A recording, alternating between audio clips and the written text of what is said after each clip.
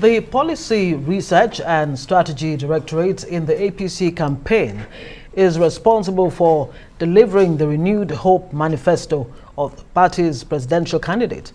But that manifesto is already garnering some criticism, with accusations yesterday from opposition political parties that it's a copy and paste of MKO Abiola's Hope 1993. That's the Hope 1993 manifesto. At its inaugural meeting, the Directorate defended the manifesto and pledged to help the campaign focus on its message. Indeed. Well, joining us now is Ismaeel Ahmed, the Secretary of Policy Research and Strategy Directorate of the APC Presidential Campaign Council. Thank you so much, Ismaeel, for joining us on the news tonight. Thank you for having me. I think a right place to begin would be your reactions to copy and paste. That's not the first time we're hearing or seeing manifestos that have been copied and pasted during election campaigns. But how do you react to this accusation by the PDP? It's an asinine accusation, as far as I'm concerned. It's completely baseless. I don't know. I think what politicians try to do all the time is they throw these words out there, or these accusations, or these statements, and then with the hope that, you know, media or the social media will just catch on it. And the person that said that, did he provide any proof? Is there any evidence? Is it based on any evidence? This manifesto is absolutely authentic. People have put in a lot of work. There's a lot of studies that has gone into it, and it has been tedious. You know, and before we release our manifesto, there are all kinds of accusations that we did not release our manifesto. To us, it is not how far, it is how well. We took our time, we did a deliberate, tedious job. And when we came out with it, you know, they come up with this accusation. As far as I'm concerned, it's asinine. It doesn't make any sense. The problems of this country, to a large extent, have been perennial for quite a while. You know, so identification of the problems are still at fundamental levels to a large extent. Isn't that enough to make it copy and paste? The issues haven't changed. There's nothing like copy and paste.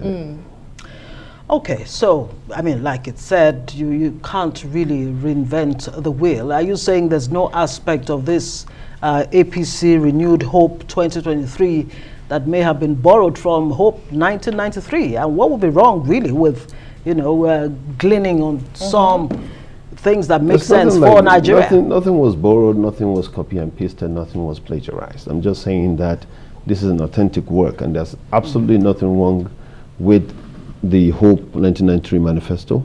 It was for the time, 1993, it was almost 30 years ago. This manifesto speaks to the problems that we have right now, even though the problems may be somehow fundamentally the same. The context, you know, and prevalent circumstances and the ways and manners in which to deal with it, because you have to look at how we have mapped out our manifesto, our action plan, so to speak. It's not a manifesto really, it's an action plan. The manifesto is owned by the political party. This is the candidate's action plan on how to get things done. It was just not just about identification of problems, it was how to solve these problems. I like that you call it your candidate's action plan. And so, you know, someone was just saying today, it's called Renewed Hope. And just looking at the dictionary, re-establish, revive, or to resume are some of the synonyms to renewed. Really? Is this you're laughing already. But I mean, is this an admittance by a candidate that perhaps Nigerians may have been let down by your political party, the APC, and so he's trying to re-establish, he's trying to resume, and he's trying to revive? No, he's trying to continue from some of the good works, and a lot of the good works that have been done by this administration. He will resume and continue with it. And some of the challenges that we faced in this administration, or several administrations that have come before, we are going to bring in new strategies to see how we are going to deal with it. No government or administration of any 4 or 8 or 10 or 20 or whatever years you have would be able to solve a problem of a country in its entirety. Government is a continuum. One government will have to stop, while the other ones would have to pick up. And that's simply what we're doing. So we're renewing people's hope. Human beings by nature live on hope. There's absolutely nothing wrong with that word. It is a word that has been from the existence of humanity. It will continue to be so. The hope is for our ability to see that we're expecting something new, better, more vigorous, and the enthusiasm is for us to get all into the mode and get us moving there. So there's absolutely nothing wrong with them. It's not an admission that there is something that this APC government has let us down. And this APC government, come to think of it, are you saying, really, it has not really done well. On a scale of 0 to 10, how would you rate this administration in a way that the APC presidential candidate would confidently, run his campaign on what you say are some of the achievements of this administration? What exactly? Whatever I say, because now, you said moments ago that, look, it is clear that Nigerians have gone through a very, very bad patch in recent times.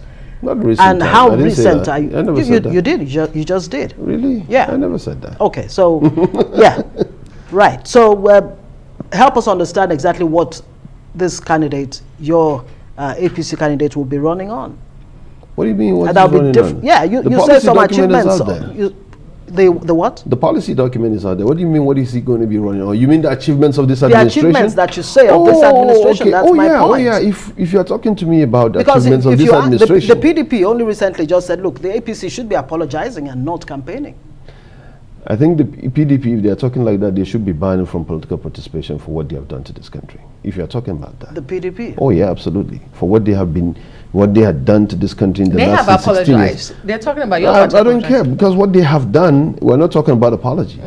If they are talking about what we have been able to do, considering the contextual situation we found ourselves in 2015, when compared to what we got ourselves into, what we met in government, and what this administration has been able to eke out, regardless of 2 global meltdowns at the same time, that has consumed prime ministers in so-called advanced countries, 2 recessions that are of global in nature, a global pandemic that has slowed down everyone and has brought countries that have more oil reserves than Nigeria to their knees, like Venezuela, for example.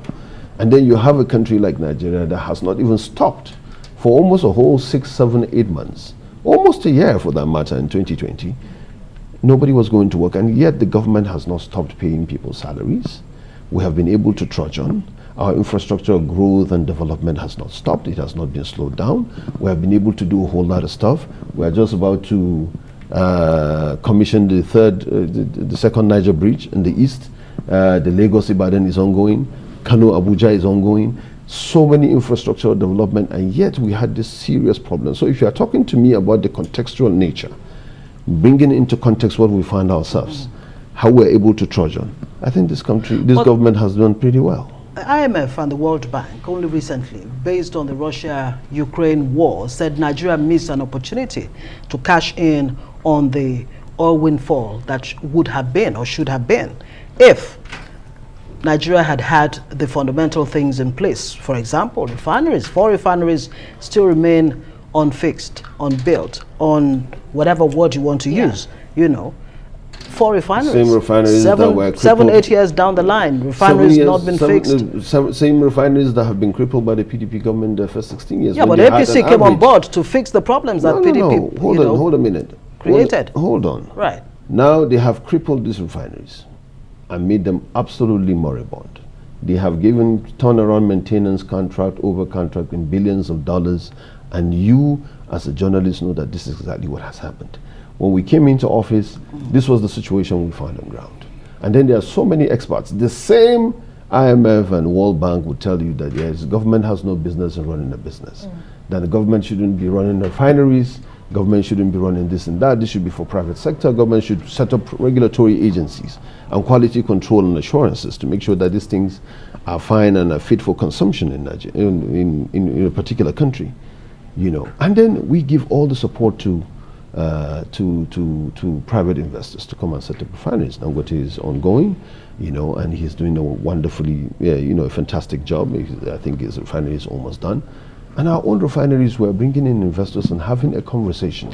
Government is not going to keep putting back its billions of dollars into a turnaround maintenance that, that the PDP in their first 16 years have simply crippled and took it to a moribund level, we're not going to engage in that corruption level. But yeah, I mean, your government also paid for turnaround maintenance. But moments ago, you did mention that you're paying salaries despite the economic meltdown. Yes, you're paying. And some will wonder, is that an achievement? And how are you paying those salaries? Is it not from the money being borrowed? No. Considering the circumstances we're in during the global meltdown and the pandemic. Great. And let me ask you my question. Because there are so many countries that couldn't do it. You can put that together It was an achievement. when I get to where I'm going to. Because you say you're paying salaries.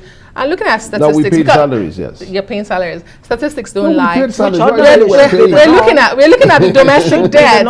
The domestic debts and the foreign debts in the last 7 years have grown exponentially. However, this increase in borrowings and expenditure and the debts, they've not translated to the improvement in the lives of people. Again, numbers. For example, the rate of unemployment in the last 7 years has quadrupled, if not more. We're looking at 33.3% unemployment rate. We're looking at youth unemployment soaring to, some 42.49%. So is there a disconnect between your policies and the outcomes? And when you say you're paying, how are you able to pay? No. Okay. So this is take most of our borrowings went into investment in infrastructure. Straight up. How are you paying salaries? Because based on what we are earning. Now that's our own money. What we borrowed went to investment in infrastructure. I just gave you an example. A friend of mine yesterday was on TV and he was talking about the quantum of the debt that we keep talking about, and these misleading figures. They're misleading from National Bureau of Statistics. Let me finish. I allowed you to finish. Okay, great. Go ahead. These misleading figures of saying that our borrowing jumped from point A to point B, and then he took a quantum of saying, look at the statistics of how much was borrowed between 2011 and 2015. About $52 billion. How much was borrowed from 2015 to now to 2022? Over $100 billion. $32 billion. No, it's statistics. Right. No, if you have evidence, show me. That's what I've seen. It's in and writing. still plans to borrow $32 billion. But now, China. if you put the two borrowings together from 2011 to 2022, it looks way above $100 billion. But it is not APC government that borrowed the whole $100 billion. How about the unemployment rate? Right, hold on, let me finish. Okay. It is not the APC government that borrowed the whole $100 billion. Now, our own share of the borrowing was $30 billion. And dissected $30 billion with what we have been able to achieve in terms of infrastructure development, which is an investment rather than just consumption. And you would see that based on what we borrow and the ratio of investment, we have done pretty well. Now, in terms of unemployment, yes, I have said a long time ago, and I'll keep saying it without any apology, that we do not capture in this country the informal sector in a way that we ought to be capturing this informal sector. I have seen statistics and verifiable statistics that have shown that trillions of naira have gone through in POS payments. If you look at all the informal sectors, places where they are not taxed and they are not captured by MBS or any of these statistical companies or institutions, you would see that there are tons of monies that are going into your that. point exactly. For example, so my point, is it not a failure on the part of the administration's ability to be able to follow the money so that, this tax net that you've been saying you would need to widen, and you would have been able to, and yet we have increased the tax net from 13 million to 35 million people now paying taxes. We have increased the tax net from 13 million when PDP left it to 35 million as we're talking about, and the case is ongoing. What I'm saying is that there is unemployment. Unemployment is an issue. There's no doubt about it. Has it risen or not? We are not. No, it has risen because of all the issues that are ongoing in the world. I just gave you an example of how unemployment and inflation and economic crisis has consumed almost 2 prime ministers in the UK. It's going to hit the Democratic Party, for example, during the midterm election. If care is not taken, it has brought so many countries to its knees.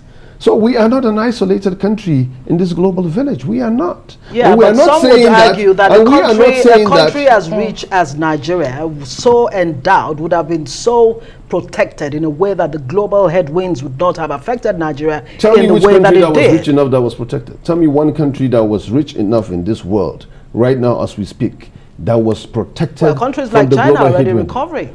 Oh, you said Because recovering, which means there was an issue. But are we recovering? No, Is hold on. Nigeria recovering? And what is the foundation? Has the You foundation said China been laid for are Nigeria to recovering. recover? You said China are recovering. Has the China foundation had a steady and stable leadership, for example, and a policy. a stable leadership? And a policy for almost 45 years, since 1979. We just came out from a PDP record government for 16 years. We're trying to pick up ourselves by our bootstraps in the last Some would 7 say years. no matter We're not how doing long badly. it goes back to what the PDP had Has done done. before your Because administration. no matter how much you try to blame a child for being bad, you have to look at the upbringing of his parents. Great. That's a good place to leave it. Thank you right. so much. We wish your party the best. And we hope to have Thank you. more of these Thank you. conversations. We are confident we're going to deliver this election, God willing. Fingers crossed. Ismaeel Ahmed, he is the head of research and strategy for the APC Presidential Campaign Council.